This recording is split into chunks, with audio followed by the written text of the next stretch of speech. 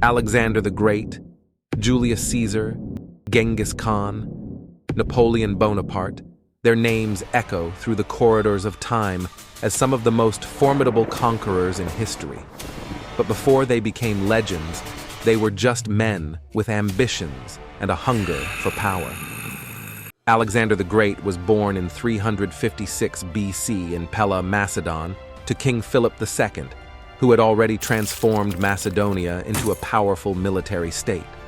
From a young age, Alexander was tutored by Aristotle, learning philosophy, science, and the art of war, while also gaining an appreciation for Greek culture and heroic ideals from the Iliad. This combination of intellectual and martial training shaped his ambitious vision for conquest. At just 16, Alexander demonstrated his leadership by suppressing a rebellion in Thrace, proving his ability to command and expand Macedonian influence. When his father was assassinated in 336 BC, Alexander ascended the throne at 20. He quickly solidified his rule, quelling Greek revolts and consolidating his power. His decisive and often ruthless actions, like the destruction of Thebes, established his authority and warned others against defiance. With Greece under control, Alexander set his sights on the Persian Empire. In 334 BC, he launched his campaign, starting with the Battle of the Granicus River, where his tactical genius and courage led to victory. His swift and innovative strategies, combined with his relentless ambition, set the stage for the conquests that would make his name legendary across history. Next there is the Alexander wannabe, Julius Caesar, born in 100 BC, grew up in a period of political unrest and civil war in Rome. From an early age, he learned to navigate the complex and dangerous world of Roman politics, using his charisma and alliances to gain influence. His military campaigns in Gaul showcased his brilliance as a commander, as he expanded Rome's territory and secured his own power base. Through these victories, he gained wealth, popularity, and the loyalty of his troops, positioning himself as a rising force in Roman society. In 49 BC, Caesar made his fateful decision to cross the Rubicon River with his army, an act of defiance that signaled his intent to seize power. Knowing this would inevitably lead to civil war, he famously declared, "The die is cast." This bold move was a declaration of his ambition. He was willing to risk everything to become Rome's supreme leader. It was a point of no return, marking the beginning of his transformation from a successful general into a dictator who would forever change the course of Roman history. Next, we have the Thanos of the East. Within a span of 21 years, snapped his fingers and caused the death of 40 million people, and went on to create the largest contiguous land empire in history. Genghis Khan, originally named Temujin, was born in 1162 into a world of violence and struggle. His early life was marked by hardship.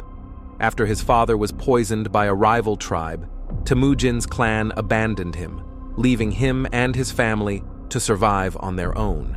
These early betrayals and battles for survival shaped him into a fierce and determined warrior. From a young age, he understood the harsh realities of power and loyalty, skills that would later be crucial as he began to unite the scattered Mongol tribes. Through a combination of strategic alliances and ruthless campaigns against those who opposed him, Temujin rose to power and was declared Genghis Khan, the universal ruler. With the Mongol tribes unified under his banner, Genghis Khan set his sights beyond Mongolia's borders. He believed it was his destiny to conquer and unite the world under one empire. His early military campaigns demonstrated his ability to adapt and innovate, using speed, surprise, and psychological warfare to crush his enemies. His armies swiftly overran vast territories in Central Asia and beyond, turning the Mongol nation from a small tribal group into a global force. Genghis Khan's rise from an abandoned exile to the ruler of one of the largest empires in history showcased his unmatched ambition and tactical genius. And last but definitely not the least, we have the Frenchman, Napoleon Bonaparte, born in 1769 on the island of Corsica, a territory newly annexed by France. Despite his noble heritage, he was considered an outsider in French society. From an early age, he demonstrated a sharp intellect and a fascination with military strategy, which led him to a military academy in France. Rising through the ranks during the chaos of the French Revolution, he made a name for himself as a daring and ambitious officer. By his mid-20s, he had already secured key victories in Italy, showcasing his strategic brilliance and gaining a reputation as a military prodigy. Napoleon's rapid rise continued as he seized opportunities during the political instability of revolutionary France. His ambition extended beyond defending the nation.